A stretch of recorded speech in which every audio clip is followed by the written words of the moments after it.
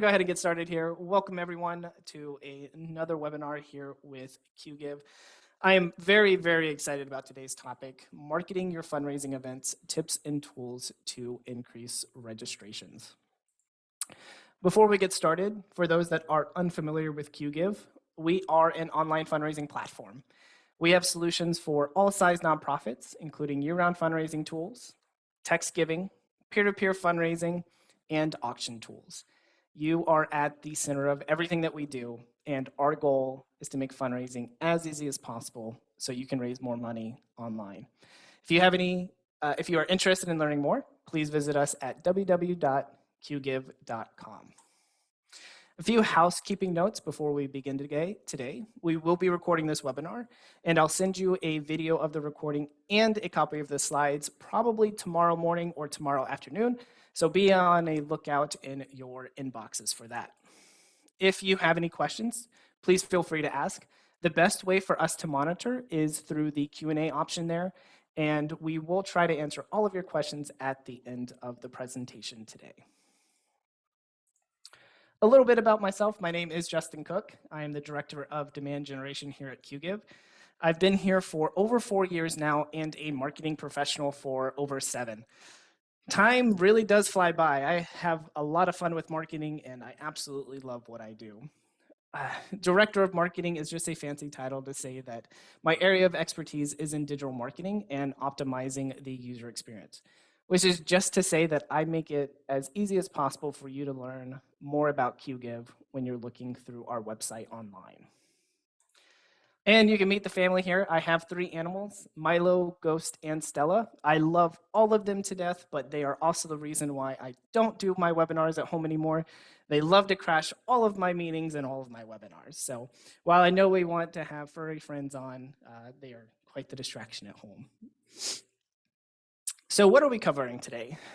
As with all things event fundraising, there is just a ton to unpack. Today, we are going to specifically focus on how you can promote your fundraising events to increase your registrations.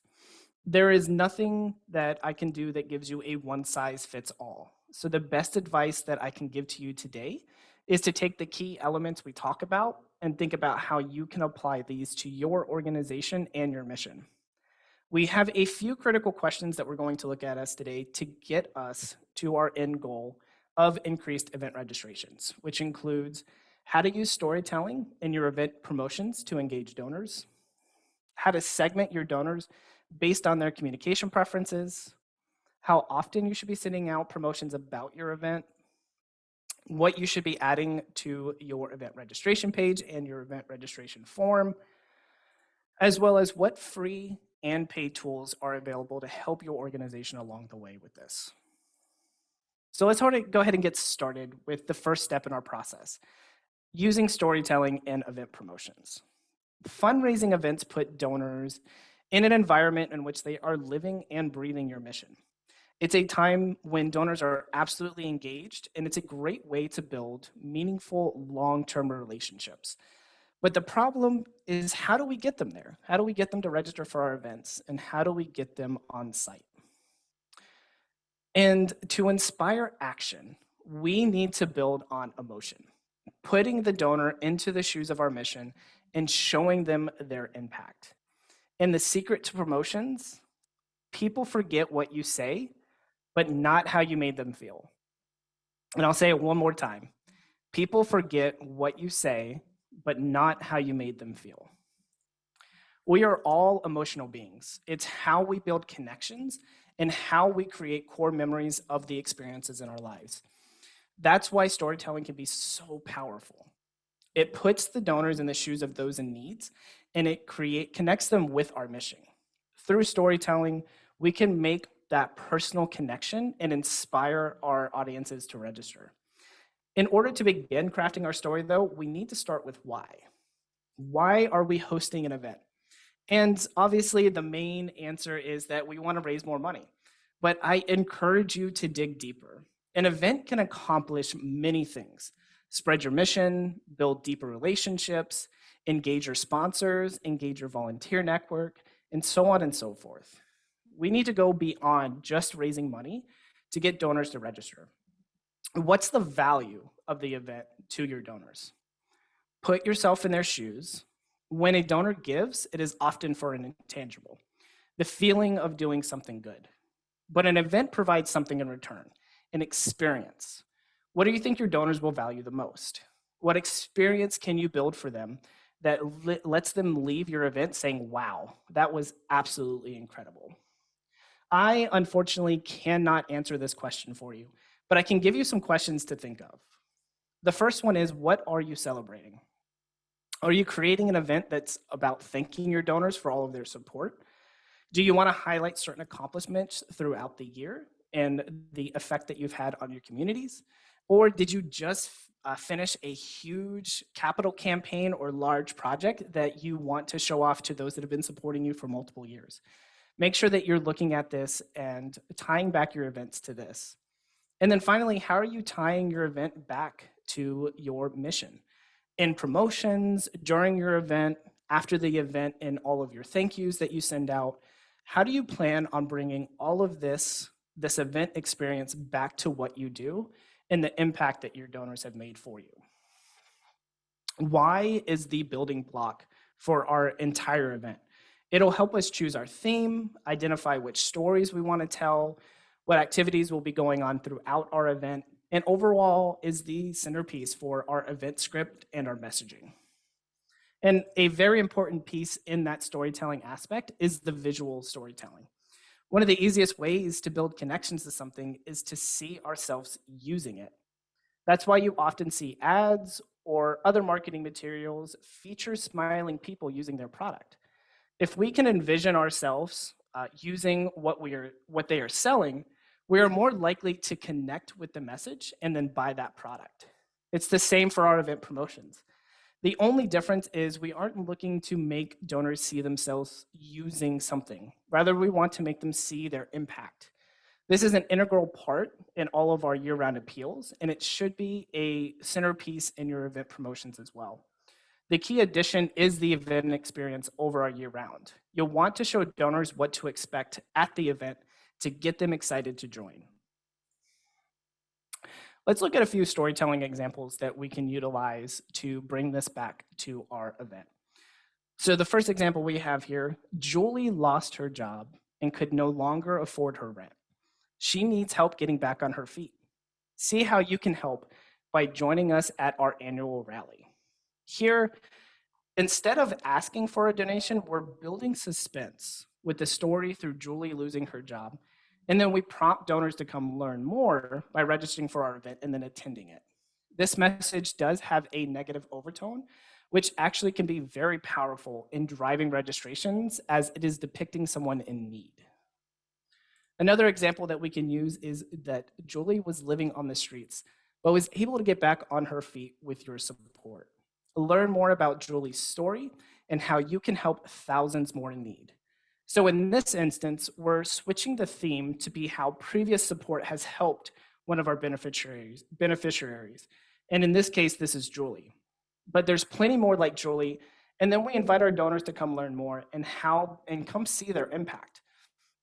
This message has more of a positive overtone to it, where we are giving them a real life impact to the things that they're doing, but then want to show them what they can do to be doing more in our community.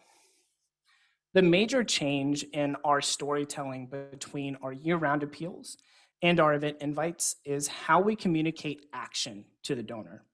Normally, we would ask a donor to provide a donation to our cause to solve the issue. For an event invite, however, the narrative switches. We want to build suspense through our communication, and then that action that they're taking is registering and attending our event. Both of these are great examples of how this can be done through your event invites. It's important to remember to ask your beneficiaries, though, if you are going to use them in any of your stories. Beneficiary-centric stories are inherently personal, and not everyone wants to share their story publicly. So if you can't find a beneficiary that is willing to share their story, you can focus on the overall benefits to your community instead and not focus someone like Julie, for example. A real example of this is Fresno Mission. And If you've been on any of my other webinars or attended it, you know that I love talking about the storytelling aspect that Fresno Mission brings to all of their Giving Tuesday appeals, as well as all of their event fundraising. Their unique example that they have here is that they centered their entire event about what if, and then crafted all of their messaging, all of their event promotions, all of their all of the things that they hosted on site at the event to tie it all back to their mission and then bring it in to really inspire action. So this is a great unique event idea that you can utilize, and hopefully it inspires something unique, a unique idea for your nonprofit. So now that we've built our story, we need to decide how we're going to send this out and to who. To do this, we need to explore what our donor preferences are when it comes to communications. And data, if you've ever again attended one of my webinars, you know this is one of my favorite topics. It is another broad topic, but what we're going to be focusing on today is a key element within donor data, which is personalizing communications based on an individual's preferences. As I mentioned earlier, I love the experience and trying to provide the best overall, and I love improving the experience for anyone that reads any of my emails or attends any of my webinars. So when you have necessary tools in place to track and collect data on your donors, you unlock valuable insights into their giving preferences, and you can use this to build deeper relationships and connect with your donors. And common segmentation practices include separating out your communications based on donors, your sponsors, and your volunteers. You obviously have multiple audiences that you'll be communicating to about your event, including you want to bring your donors in to register and attend. You want businesses to come and sponsor your event.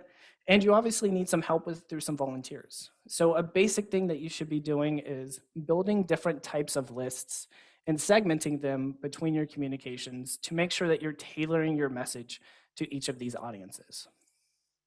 You could then further segment these audiences based on their previous history with your organization. I think something that is more frustrating is not being recognized for previous support. So make sure that you're looking at segmenting your lists based on these audiences here for donors, sponsors, and volunteers. Specifically with donors, you can look at any past gifts that they've given. If they're a recurring donor, make sure that you recognize that. And if they've ever previously participated in a peer-to-peer event or just raised funds on behalf of your organization, make sure to call that out. As well as with your sponsorships and with your volunteer work as well, make sure that you recognize if they've previously helped your organization. With small, mid-level, and major donors, most likely your small and mid-level donors will end up in your regular communications about your event. But with major donors, you might want to do a more hands-on approach, give them personal invite calls, send them more personalized emails about the event to help connect them with the event and hopefully attract them to come and join you on site or get a major gift out of it. The most important aspect that I want to get across here is that you want to get into the mindset of your audiences and walk through how each of them will interact with your organization.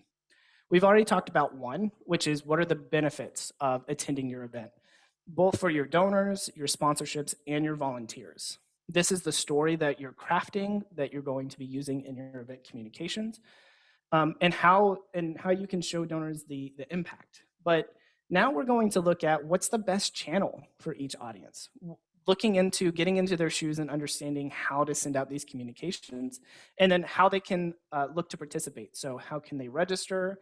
How can a sponsor sign up for one of your sponsorship packages, as well as how can volunteers get involved? So we want to analyze how easy this process is to make sure that we're not making it more frustrating when they're trying to help us. So let's take a look at these two a little bit further. So we have a lot of email communication channels available to us. We have email, social, blog posts, paid advertising, direct mail, phone calls, text messages. Oh my, right? There's so many different things that you can look at to help your organization get the word out about your event. It's up to you to identify and choose which of these channels are best to send out your communications. And I have a few tips for you. So look into your CRM to see how donors typically give to your organization. Those that give digitally will most likely prefer to receive digital communications, while those that give over the phone or prefer to give by physical check will most likely prefer the traditional media like direct mail or phone calls. Another way to help you identify the best channels is looking up some research studies, like the QGIve generational giving study. This is a breakdown of what we found when we surveyed over 1,300 people to ask them what their giving preferences were. And in this chart, you can see that Gen Z prefers online channels, which I don't think is a surprise, but they actually do like the personal touches of phone calls. Millennials overwhelmingly prefer to give digitally, with the majority of them saying that text fundraising or social media is their preferred channel. Gen X, as you can see, had a lot to say about their preferences, and we see a mix of digital and offline communications with this group.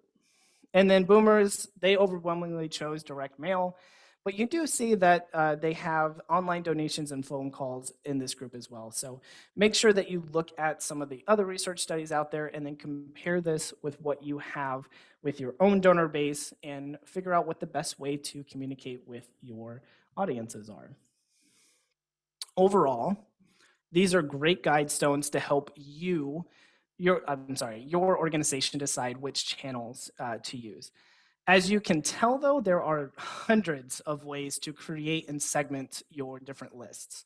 Ultimately, you want to match this data that we showed you based on the preferences of your own base to see what is the best fit. This segmentation is especially important for communication channels that have a cost per send attached to them, or if you have a direct cost, a cap on the number of times you can send something out. So, for example, direct mail has a direct cost for each piece of mail that you send out, and text messages or email, where they may have caps on the number of messages you can send out per month. Save money by segmenting your audiences based on their giving preferences. The two major things that you should be looking at with your donor base overall is one, recognize their previous support, as I mentioned earlier. And then two, find the marketing channel that performs best for your organization. You can always add or remove channels and test other channels for future sends, but make sure you identify what the best channel is overall for your organization, and then you can go from there. Then you want to look into how your nonprofit tools can help. You need a few things to help you with from each platform to help you collect all of this data and then utilize it. So with email marketing tools, you really do need the ability to create separate lists based on your audiences. And then ultimately, if they have something like dynamic content or smart content, which is basically a way for your organization to serve up different content in a single email based on a specific individual. So, for example, I could create one email in a marketing platform and then make dynamic content within that email to switch it out for my donors, my sponsors, and then also with my volunteers. So if you have a email marketing tool that has that ability, I would suggest utilizing it. It's much easier to create one email that dynamically changes the content than creating four, right? If you have a CRM, make sure that it is looking at tracking all of that giving history that has coming from your fundraising tools, for example. And your fundraising tools really do need the ability to collect all of that donor data and then also have an integration with your preferred CRM. So make sure that you're looking at these tools to help you with all of the event fundraising. Now that we've worked through our messaging and how we're going to target our donor base, it's time for us to create a communication plan and a calendar with timelines on when we're sending out information. While it is important to get the word out about your event, it's also important not to spam your donors, because this will lead them to disengage with you and not respond to anything. With our multi-channel marketing approach, we have a lot of options available to us on how to get the word out, and we're going to take a look at a couple of best practices for event communication timelines. As with all things events, we do have a couple of if-then scenarios that we need to discuss to make sure that we are communicating effectively. So the first communication that we'll be sending out is a save the date. And depending on the size of your event and the correlation with other events, the timing of this first send will vary. You don't want to overlap your communications of other events with your new event with your new event that you're planning. You will just cause confusion, and then it's going to lead to decreased registrations for the new event that you're planning, and it'll also cause you headaches with your current event that you have. Just make sure that you adjust timelines based on what other events that you have planned. Just make sure that you're not overlapping their communications. However, something that I want you to keep in mind, you'll likely have a deadline from your vendors on when you need to provide a head count. So for larger events, the earlier you can start communications and start accepting registrations, the more likely you'll have a final head count by the time the vendor deadline comes up. The deadline will vary based on vendor. Just make sure that when you're having meetings with them to discuss what you need, that you are asking the question of when they need that final head count. To start for large scale events, so let's say you're expecting or aiming for over 500 attendees, you should start communication preferably 6 to 8 months ahead of your event. We need to get our event on everyone's radar so that they can start planning accordingly. It doesn't need to be overcomplicated, just something simple with a date, a time, a city, and if a virtual attendance if you're offering a hybrid or a virtual only event. This will give our audiences an understanding of how they can attend or participate and help in-person attendees start planning ahead. This is very helpful for parents and any out-of-town attendees. This can just be a simple, a nice postcard sent through direct mail, and you can also send an invite through your email as well, with the option for your send list to add this to their calendar. It's perfect for your first event communication. A second save the date is a suggestion for about 2 to 3 months ahead of your event, but this one will have additional details for what's next. For smaller events, so under that 500 attendee threshold, this will most likely be your first event communication, or if you have another event that you've had planned for a while, then this might be your first communication as well, depending on your timelines.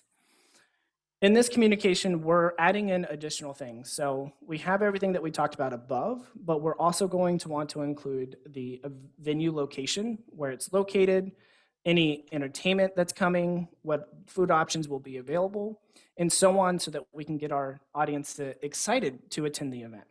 And at this point in time, if you have a registration page set up, I highly encourage directing donors to start registering for your event. All communications should drive to the registration page if available. And you can do this by simply adding a QR code link to your direct mail pieces, and obviously adding a link to your registration page through email or anything that you have going out digitally. If you don't have the registration page set up yet, we'll still want to give them some type of action to take so that they don't forget about our event. One suggestion would be to have a link for digital attendees, for digital communications, to add this to their calendar, and maybe a postcard donors can put on their fridge for direct mail. Alternatively, you can send recipients to a page on your website with more information about your event that includes a quick way for them to add information to their calendar for both digital and direct mail. Just a simple way for them to remind themselves that your event is coming up. Leading up to the event, we are going to now start more frequent communication to donors and encourage them to start registering for the event. During this time, you'll want to create a communication calendar so that you can easily monitor everything going on and make adjustments easily. This is especially helpful when you have many team members that need to stay coordinated, and because there's a lot of different parts that are moving with your event and your communication. A suggestion that I have here is to create a digital calendar so that you don't have to make any updates in several places, so that when something changes, it'll automatically change for everyone and you're not constantly sending out email updates about your calendar. One downfall of using an Excel spreadsheet is that it can be very difficult to not only update it, but then to make sure that everyone has the most accurate Excel calendar up to date, right? So if you can find a tool that you can utilize for your event calendar, I highly suggest it to help you manage all of your timelines and make sure that you have all of the communication plans up. Some major milestones that we want to add to our event calendar. The first one is when registration opens. And if you're offering any early bird discounts, I highly encourage you to highlight this in all of your communications so that donors can get a jump start on registering for your event with that discounts. Another great one to use for your major milestones is to communicate when discounts are about to expire. So most likely with early bird discounts, or if you have a promo code, they will have an expiration date so that you can generate those early donors to register.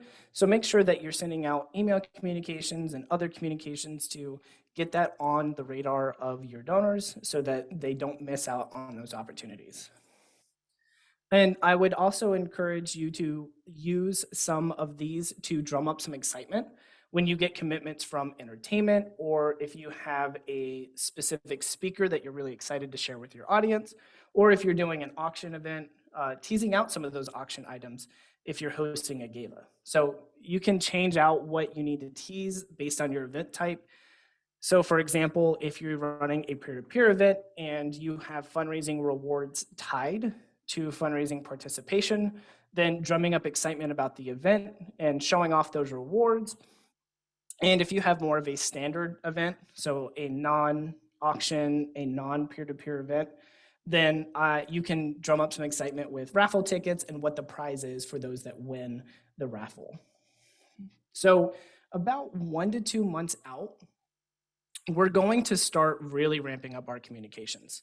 Some things that I recommend is a blend of email marketing, social marketing, and a call campaign to get it on the radar. With email, the frequency in this channel, I suggest every other week. Any more than that, it feels a little spammy. Social media is a great place to post every few days or every day if you have the team. With paid advertising, if you're promoting your event, this will be pretty much steady every day. I encourage you to start ramping up your spend about a month out from your event.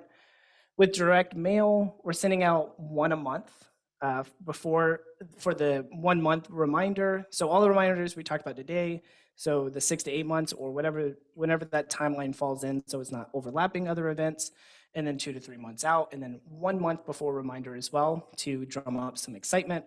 Phone calls really depends on your donor base, but it does add a personal touch if you're personally inviting them. This is, like I said earlier, a great strategy for acquiring major donors. And if you're interested in using any text messaging marketing, once every 2 weeks, this channel is especially difficult to utilize as it can feel really spammy if you send lots of text messages. So just make sure that you're spacing out any text messages that you send so it doesn't feel like you're overwhelming those invites to your audience.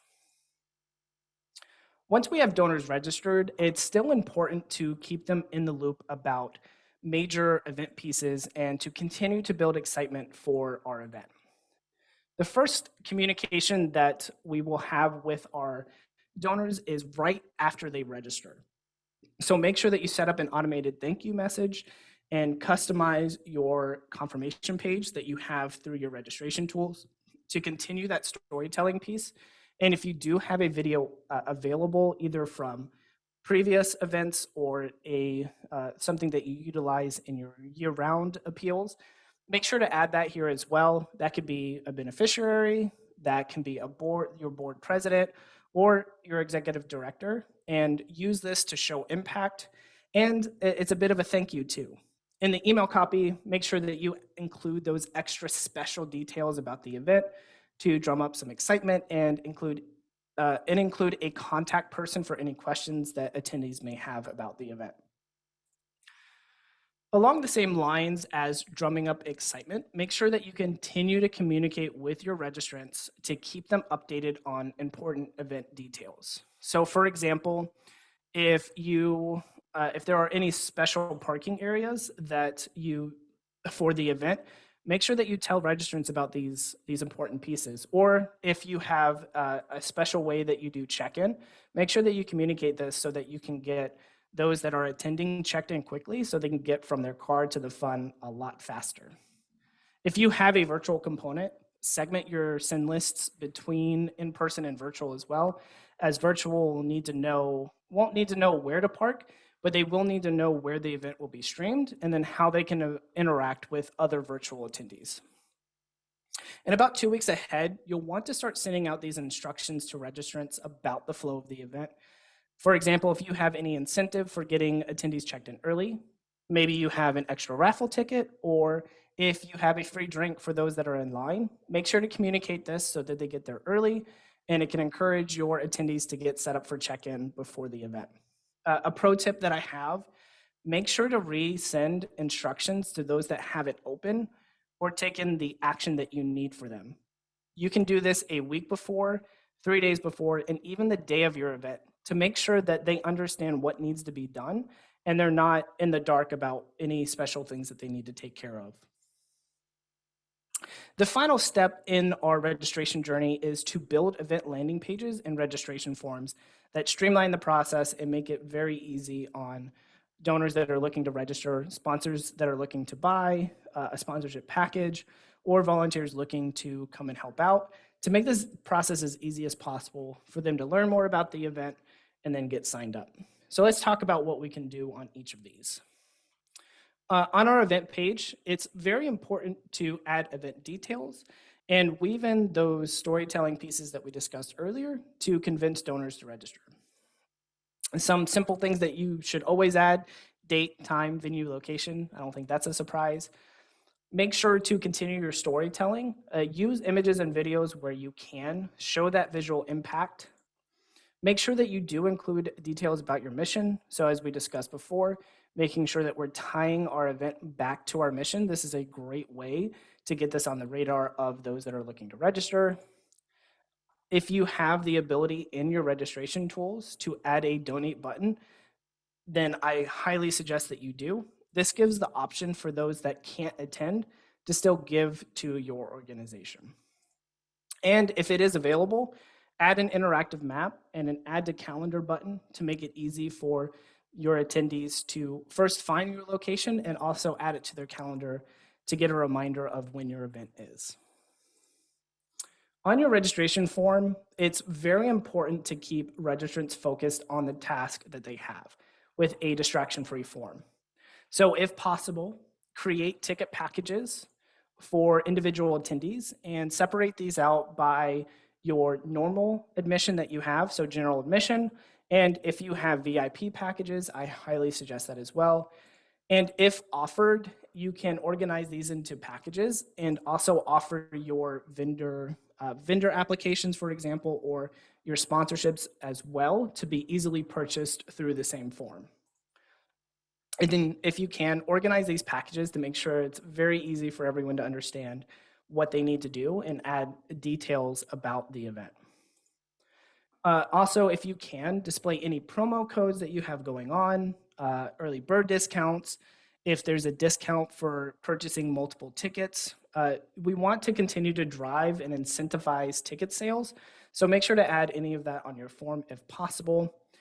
And one of the things that I would love to call out here too is make sure that you limit the number of fields that you require your registrants to fill out.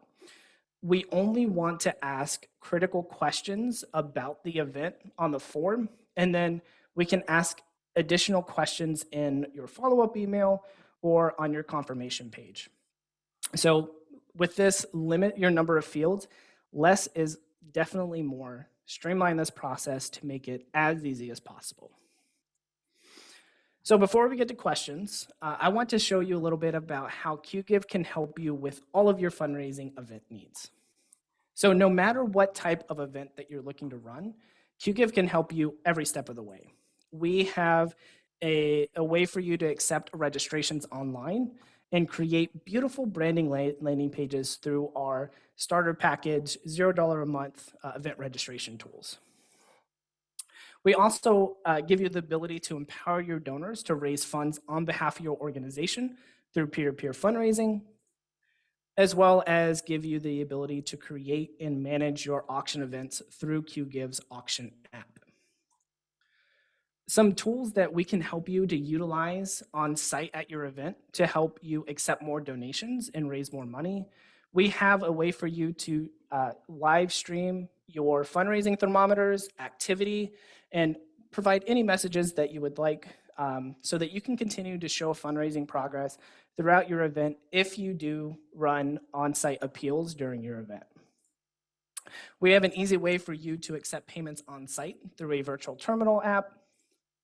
And we do have a way for you to accept text pledges. So someone doesn't have to fill out all of their information. They can pledge to your organization and then have an easy way for you to automate that reminder for them to complete their donation at a later date, as well as create that live screencast that I was talking about with your campaign thermometers through our text fundraising package.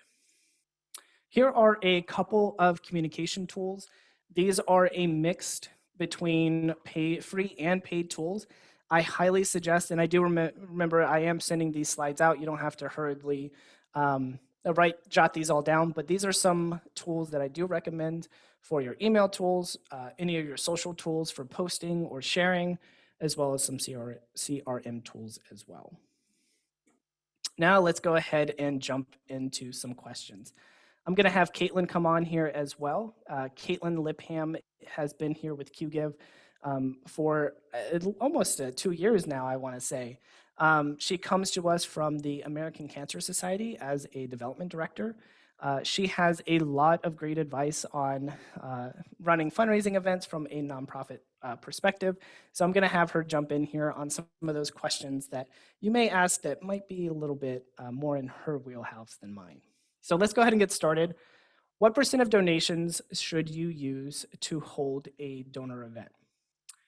Caitlin, do you want to go ahead and just jump off with Yes. that? Yes. Hi, everyone. So lots of great information Justin just shared with us today. So Sherry, as far as this question, I know that it's always frustrating when it's like, I'm going to give you kind of an answer. But I think honestly, it kind of depends on the style of event that you're throwing, right?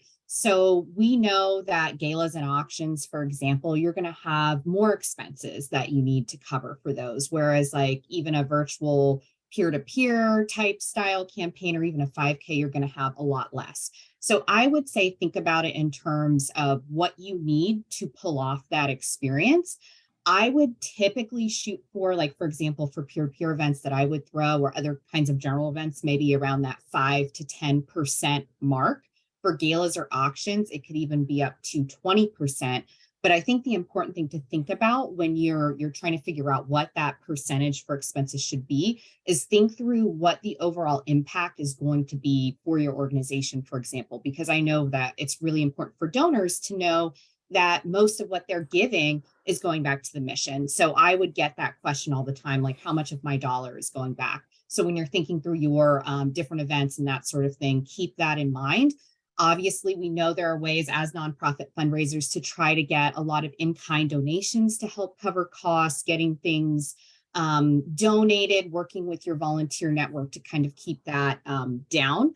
But I think that's probably the best advice that I can give. So I apologize that I can't give you a blanket answer, Sherry.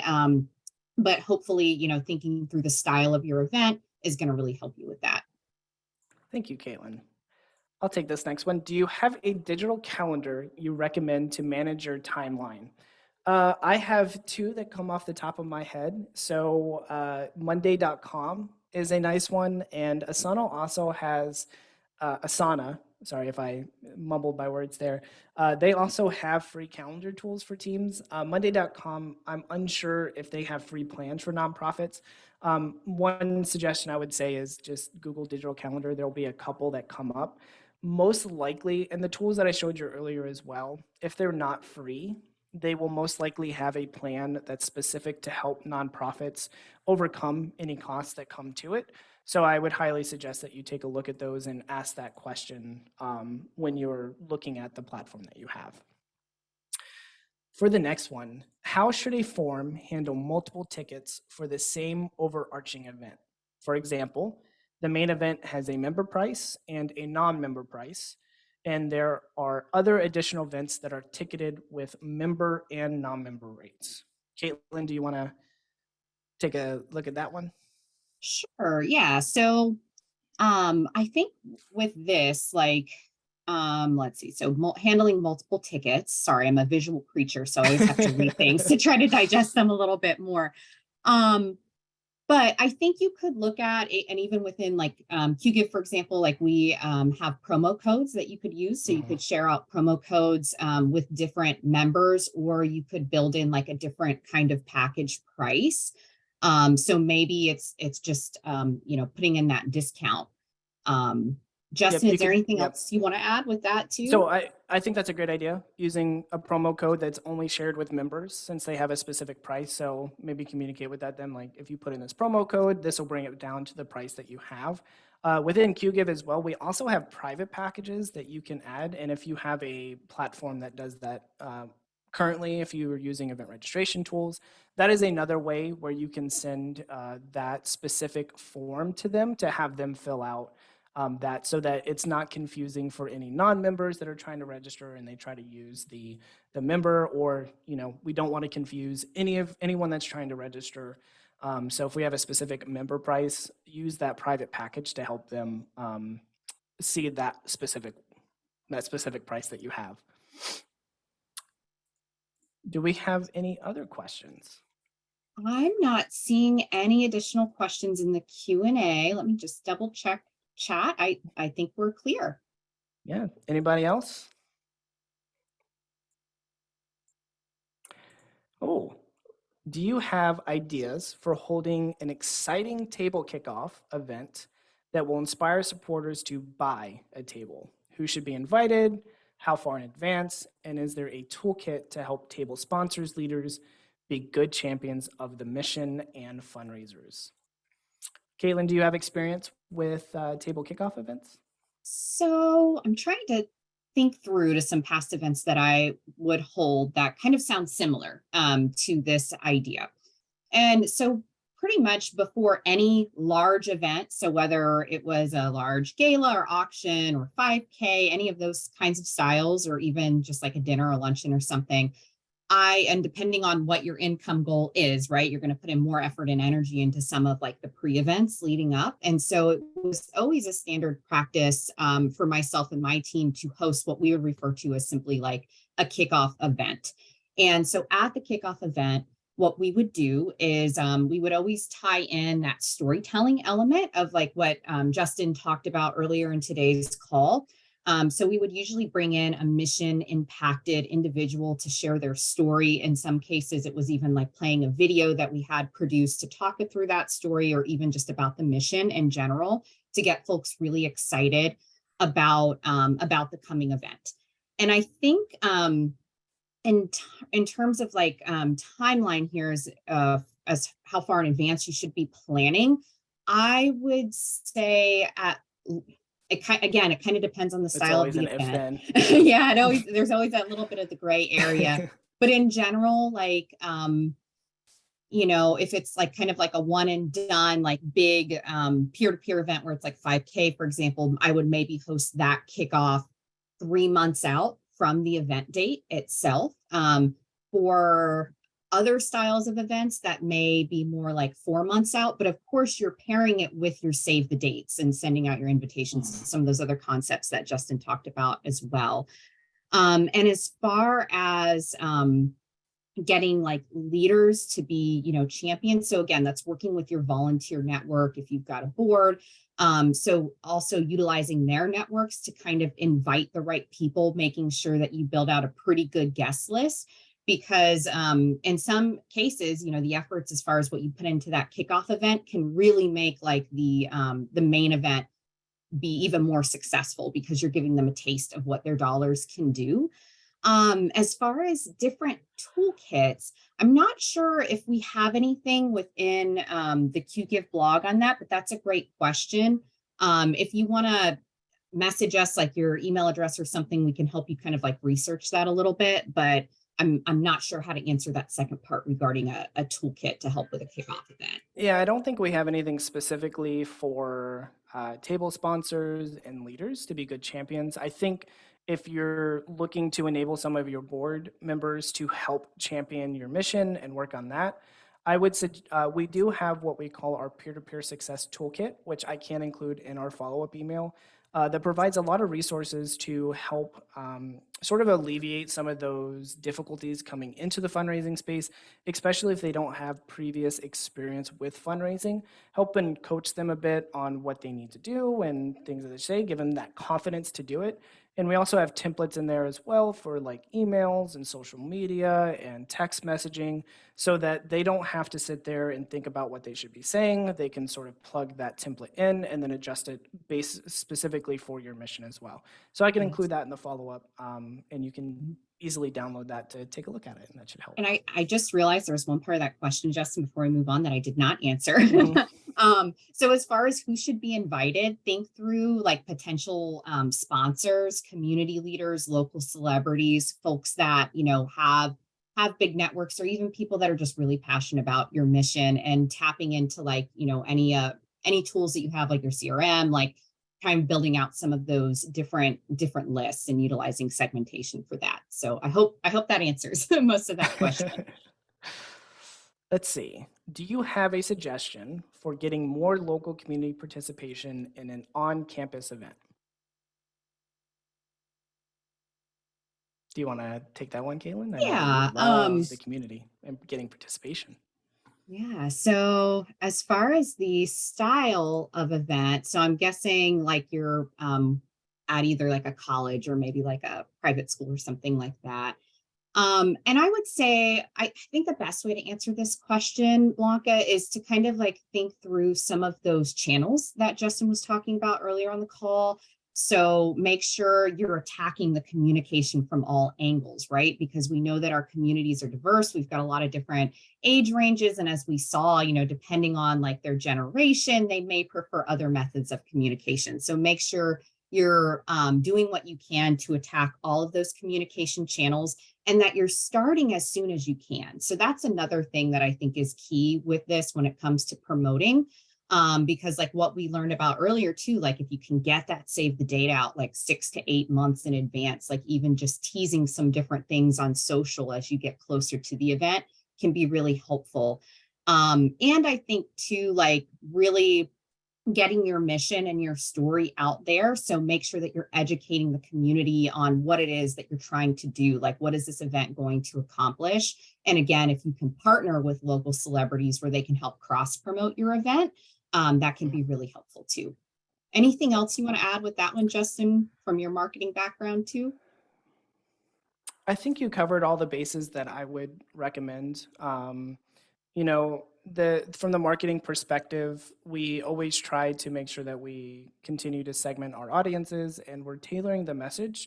But also, when you are creating an event, make sure that you're understanding the why behind it and why you're doing it, and then tailor your messaging to those that you're looking to recruit to come with community participation. So um, just think about how you're sort of making this, you're answering your why, and then take that and then translate into your communications. That would be the best way to get engagement. It's probably not gonna be for everyone. So just know that with the audiences that you are trying to reach, make sure you have a good understanding of what they're looking for and what you can provide them from your event. We have a festival coming up, raising money for our programs. Any ideas on the best strategy to make it successful? From my perspective, and I'll let Caitlin jump in here as well, is continuing to discuss that why.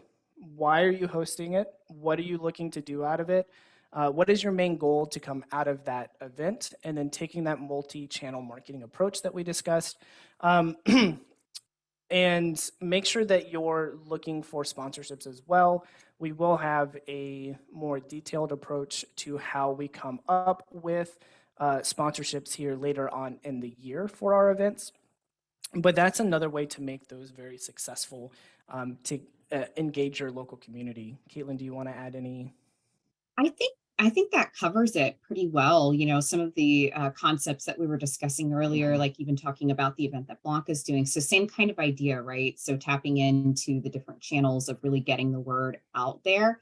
But I think it also kind of goes back to people remembering how you make them feel. So if you can really make sure that you're inspiring them with like what they're gonna to tease like what the mission is about, how it's helping folks, and really make them feel a personal connection to your mission is always great. And then also, I think one more thing that I would add on to what Justin shared for this question is again, if you work with volunteers, other individuals in the community where they are advocates for you and your mission, sometimes information about, hey, join me at this event, I'm going to be there, means a little bit more coming from people that don't necessarily work for your organization too, because they know that they're going because they're passionate about. Not that we as fundraisers aren't passionate about what we're raising money for, but some people in the community can look at it as like, oh, well, it's your job. Of course, you're going to speak about the mission in this way and why your event's so great.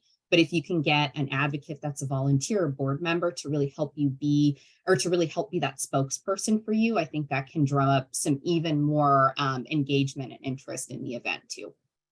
Absolutely.